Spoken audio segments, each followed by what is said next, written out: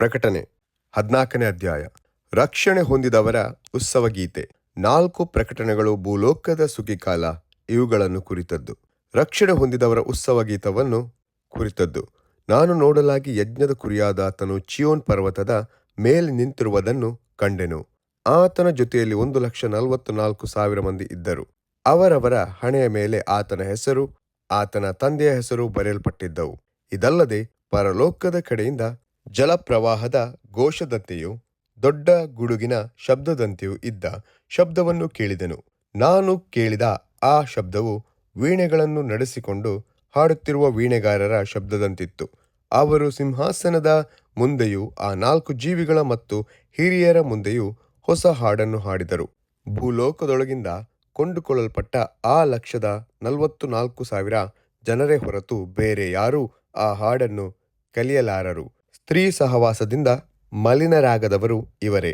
ಇವರು ಕನ್ಯೆಯರಂತೆ ನಿಷ್ಕಳಂಕರು. ಯಜ್ಞದ ಕುರಿಯಾದಾತನು ಎಲ್ಲಿ ಹೋದರೂ ಇವರು ಆತನ ಹಿಂದೆ ಹೋಗುವರು.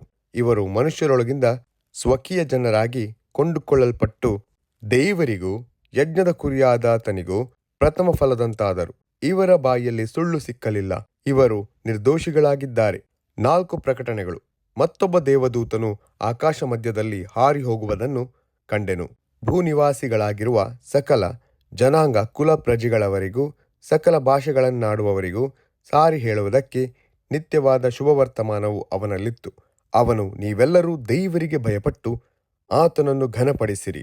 ಆತನು ನ್ಯಾಯ ತೀರ್ಪು ಮಾಡುವ ಗಳಿಗೆಯು ಬಂದಿದೆ.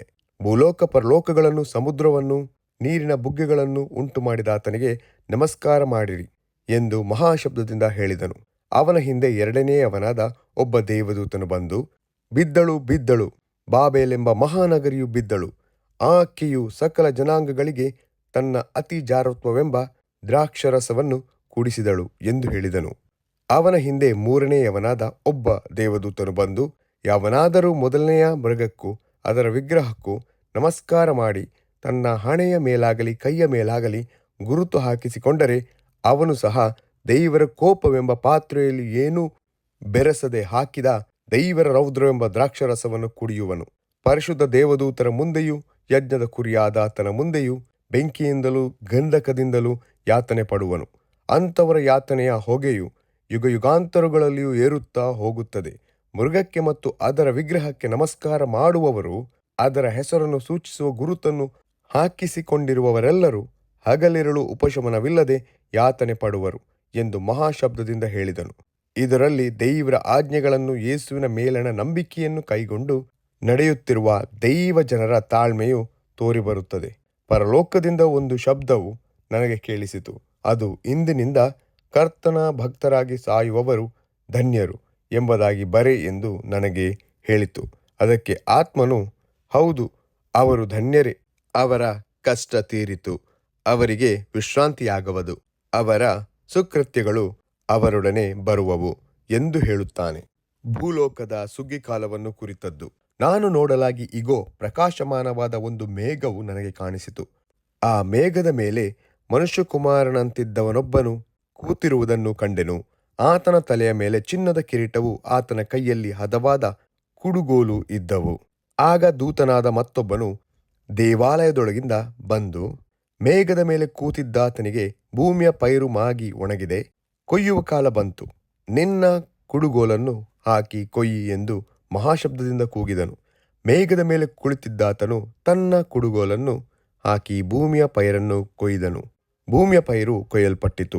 ಮತ್ತೊಬ್ಬ ದೂತನು ಪರಲೋಕದಲ್ಲಿರುವ ದೇವಾಲಯದೊಳಗಿಂದ ಬಂದನು. ಅವನಲ್ಲಿ ಸಹ ಹದವಾದ ಕುಡುಗೋಲು ಇತ್ತು. ತರುವಾಯ ಬೆಂಕಿಗೆ ಅಧಿಕಾರಿಯಾದ ಇನ್ನೊಬ್ಬ ದೂತನು ಯಜ್ಞವೇದಿಯ ಬಳಿಯಿಂದ ಬಂದು ಆ ಹದವಾದ ಕುಡುಗೋಲಿನವನಿಗೆ, ನಿನ್ನ ಹದವಾದ ಕುಡುಗೋಲನ್ನು ಹಾಕಿ ಭೂಮಿಯ ದ್ರಾಕ್ಷಿ ಗೊಂಚಲುಗಳನ್ನು ಕೊಯ್ಯಿ, ಅದರ ಹಣ್ಣುಗಳು ಪೂರಾ ಮಾಗಿವೆ ಎಂದು ಮಹಾಶಬ್ದದಿಂದ ಕೂಗಿದನು. ಆಗ ಆ ದೂತನು ತನ್ನ ಕುಡುಗೋಲನ್ನು ಭೂಮಿಗೆ ಹಾಕಿ ಭೂಮಿಯ ದ್ರಾಕ್ಷಿಯ ಬಳ್ಳಿಯ ಹಣ್ಣನ್ನು ಕೊಯ್ದು ದೇವರ ರೌದ್ರವೆಂಬ ದೊಡ್ಡ ತೊಟ್ಟಿಯಲ್ಲಿ ಹಾಕಿದನು. ಅದನ್ನು ಪಟ್ಟಣದ ಹೊರಗೆ ಆ ತೊಟ್ಟಿಯಲ್ಲಿ ತುಳಿದರು.